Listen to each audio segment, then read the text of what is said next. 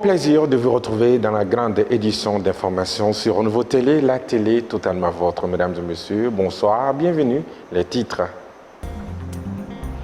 Le retour à l'ordre constitutionnel demandé par une dizaine de partis politiques et associations.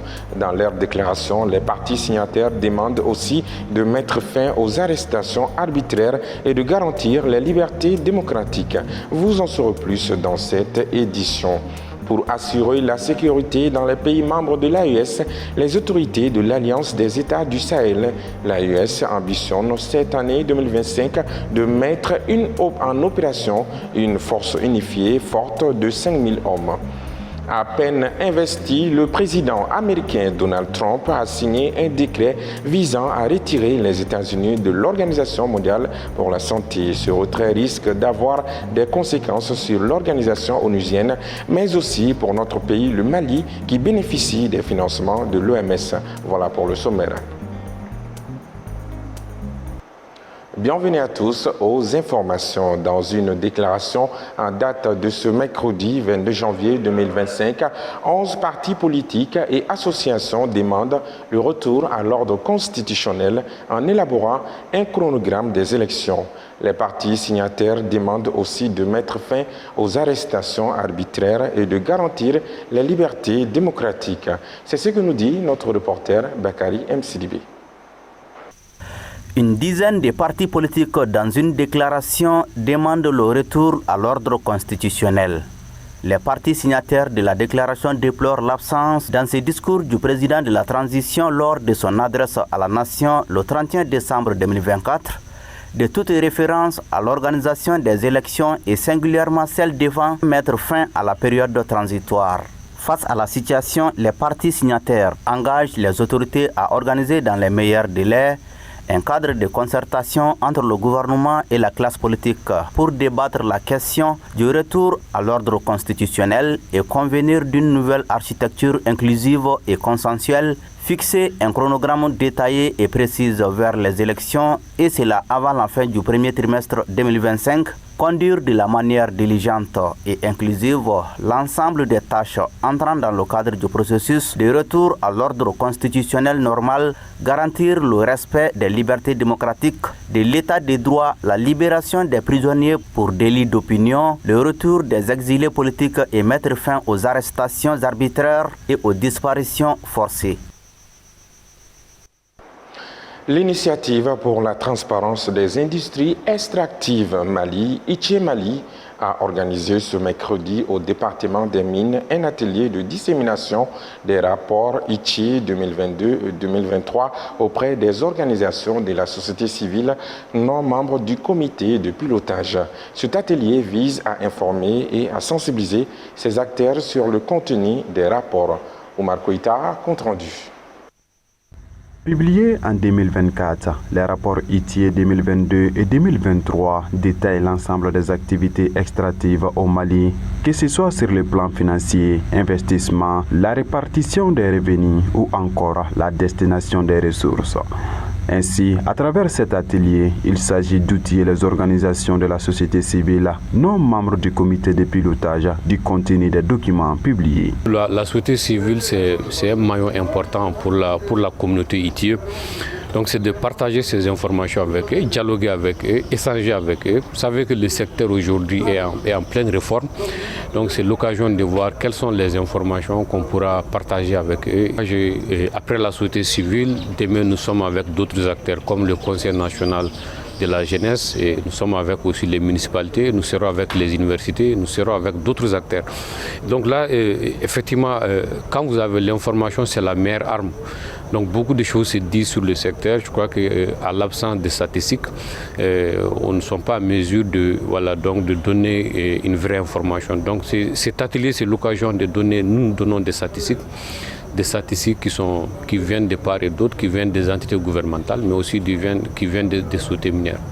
Au dire du chef de cabinet du ministère des Mines, cet atelier vise à outiller les acteurs de la société civile des informations réelles sur les activités extractives au Mali. Aujourd'hui, c'est vraiment votre espace parce que nous considérons l'ITIE comme étant la matière avant tout de la société civile, ça a été dit. On voudrait pouvoir outiller la société civile pour qu'elle puisse être suffisamment compétente pour mener les débats sur la question minière dans notre pays. Ceci est d'autant plus important que de plus en plus la question minière est présente au niveau du Mali. Nous souhaiterions qu'au fur et à mesure, pour ceux qui s'intéressent à ce secteur-là, au fur et à mesure qu'ils voudraient participer à ces débats-là, qu'ils puissent avoir toute la matière disponible. Et ces matières-là aujourd'hui, pour ce qui concerne en tout cas le ministère, pour ce qui concerne le collège de la société civile et les 2 autres collèges de l'ITIE, ces matières-là se trouvent uniquement dans le rapport ITIE. Après une journée d'échanges et de débats, les participants se disent suffisamment imprégnés du contenu des rapports et prêts à faire la restitution auprès de la population. L'atelier avait comme but aujourd'hui de nous montrer le dernier rapport et de nous commenter les activités, les chiffres, les patentes, ainsi de suite. Pas beaucoup de choses qui nous ont vraiment édifiés par rapport à l'activité d'exploitation minière au Mali. Notre rôle aussi, c'est d'informer la population de ce qui se passe réellement entre les multinationales et l'État et qu'est-ce que nous gagnons réellement dans ces industries extractives. Plus d'une cinquantaine d'acteurs de la société civile venus de diverses localités ont participé à l'atelier. À rappeler qu'en prélude de cet atelier, plusieurs hommes de médias ont également été outillés sur les mêmes rapports de l'ITIE. Je vous le disais dans les titres, le président américain Donald Trump a signé le lundi dernier un décret visant à retirer les États-Unis de l'Organisation mondiale pour la santé, l'OMS, un organisme qu'il avait par le passé vivement critiqué pour sa gestion de la pandémie de Covid-19. Cette décision risque une conséquence grave pour les pays africains en général et le Mali en particulier. Maimouna Ouedraogo. En effet, les États-Unis sont les principaux donataires et partenaires de cette organisation onusienne basée à Genève. Selon l'OMS, ils contribuent à son financement via une cotisation indexée sur leur PIB, mais aussi par le biais de contributions volontaires. Au cours de la dernière décennie, les États-Unis ont versé à l'OMS entre 160 et 815 millions de dollars par an. Le budget annuel de l'OMS est de l'ordre de 2 à 3 milliards de dollars. La perte du financement américain pourrait paralyser de nombreuses initiatives mondiales en matière de santé, notamment l'effort d'éradication de la polio, les programmes de santé maternelle et infantile et la recherche visant à identifier de nombreuses menaces virales. Pour les pays africains en général et le Mali en particulier, les conséquences risquent d'être plus sévères car nous sommes les bénéficiaires des programmes d'éradication de ces maladies. Une force unifiée de 5000 hommes annoncée par l'AES. En effet, l'Alliance des États du Sahel, l'AES, créée en septembre 2023, résulte d'une convergence stratégique entre le Mali, le Burkina Faso et le Niger. Elle ambitionne cette année de mettre en opération une force unifiée. Les détails avec Keita Gabriel. Le ministre nigérien de la Défense, le général Salifou Modi, a dévoilé hier mardi 21 janvier 2025 le contour d'une nouvelle force militaire conjointe. Cette armée unifiée, forte de 5000 hommes, disposera de moyens aériens, terrestres et de renseignement ainsi que d'un système de coordination intégré. Le dispositif, qualifié de pratiquement prêt par le général Modi, devrait être opérationnel sous peu, marquant une étape majeure dans la coopération militaire entre les 3 pays. Les 3 États de l'AES subissent depuis une décennie les assauts répétés des groupes terroristes. La nouvelle force unifiée vise à renforcer les coopérations conjointes déjà menées par les armées des 3 pays, particulièrement dans la zone des 3 frontières épicentrées des attaques terroristes.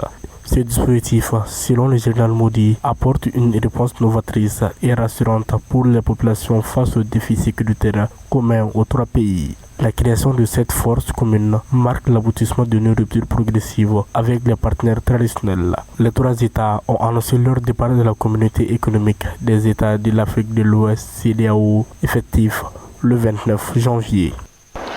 Arrêté à Rome en juin 2024, puis extradé en Belgique fin novembre et condamné à 10 ans de prison par la justice belge dans une affaire qui l'opposait à son ex-conjoint belge sur la garde de leur fille, notre compatriote Rokia Traoré devrait recouvrer sa liberté ce mercredi après-midi.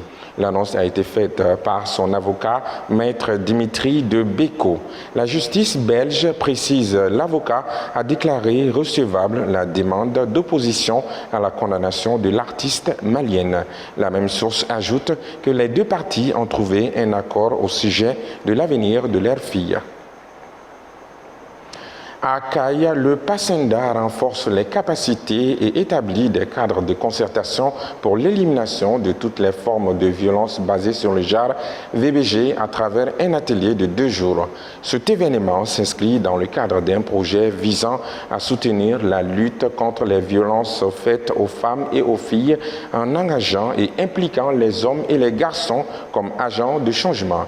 Michel Yao, notre correspondant, nous informe que cet atelier a eu lieu en présence des autorités locales. Suivons.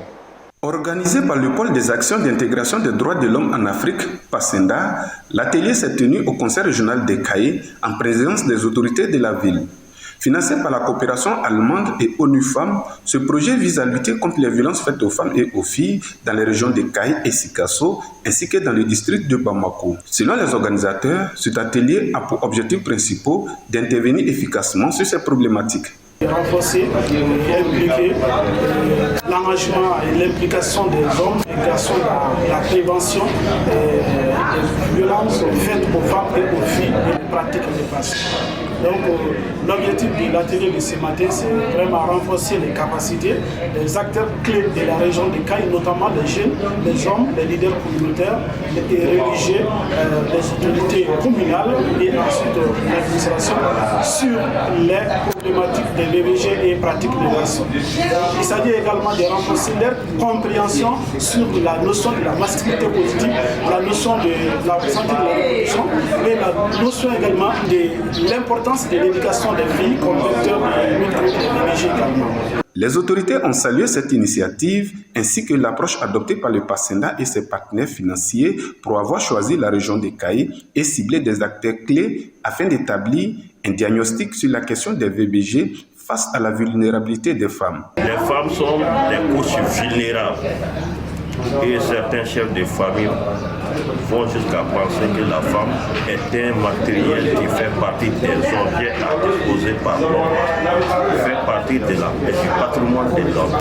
On ne peut que remercier les partenaires de PACENDA et ses partenaires techniques et financiers pour l'organisation de ces sessions pareilles, qui pour nous sont très capitales, qui permettent quand même d'échanger avec nos populations, les leaders communautaires, les responsables des services techniques, des partenaires au développement, pour porter le message des plus hautes autorités. Nous demandons une fois de plus aux partenaires de PACENDA de multiplier ces genres de rencontres. Au Mali, pour garantir le succès durable des actions en faveur des droits des femmes et lutter contre les violences qui leur sont faites, il est essentiel de s'appuyer sur des acteurs clés grâce au renforcement de leurs capacités, au transfert de connaissances techniques, au plaidoyer et à la mobilisation communautaire. Cela permettra d'influencer efficacement les changements nécessaires dans les normes et pratiques visant à éliminer ces violences tout en soutenant également la prise en charge des victimes et survivantes. L'insécurité persiste toujours dans le cercle d'Ansango. Le lundi dernier, des hommes armés non identifiés ont attaqué un camion de transport près du village de Tacharan, tuant un occupant et blessant un autre. Les détails avec Fatoumata Dambeli. Un mort et un blessé. C'est le bilan d'une attaque contre un camion transport ce 20 janvier 2025 par des hommes armés non identifiés dans le cercle d'Ansango. L'attaque a eu lieu près du village de Tacharan sur la route d'Ansango. Selon des témoins, les assaillants ont tiré à balles réelles sur le camion tuant du coup l'un des occupants blessant un autre.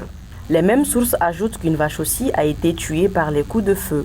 Les assaillants, après leur forfait, ont pris la fuite. Les attaques contre les transports ont déjà coûté la vie à plusieurs personnes civiles dans les localités du nord du Mali. Il faut rappeler que depuis un certain temps, les attaques contre les transporteurs ont considérablement diminué. Une situation qui s'explique, selon certains, par l'engagement des forces armées maliennes à protéger les hommes et leurs biens. Et ce communiqué du ministère des Affaires religieuses, du culte et des coutumes dont voici le libellé. Le directeur général de la Maison du Hajj rappelle à tous les organisateurs du Hajj campagne 2025 que la date butoir du 14 février 2025 pour la signature des contrats n'est pas négociable et aucune exception ne sera accordée. Il est impératif de finaliser ces contrats en les légalisant sur la plateforme SUNIC afin de permettre aux pèlerins maliens déjà inscrits d'effectuer leur Hajj dans des conditions optimales. Le directeur général vous incite à mener une campagne de communication et de sensibilisation ardue en vue d'amener les candidats pèlerins à prendre conscience de l'importance du respect des délais et aussi du risque de ne pas pouvoir participer à cette campagne de procrastinat. Le directeur général de la Maison du Hajj, respectuez les accords signés, compte sur votre compréhension et votre collaboration. Aussi, le directeur général de la Maison du Hajj décline-t-il toute responsabilité en cas de non-respect de cette date limite. Signé par le directeur général de la Maison du Hajj, Dr Abdul Fattah Sissé, chevalier de l'Ordre national.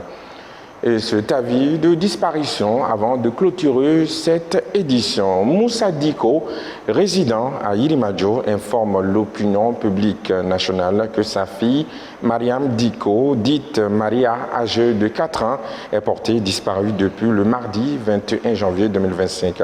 Toute personne ayant des informations sur cette fille dont vous voyez l'image sur l'écran est priée de contacter les numéros suivants.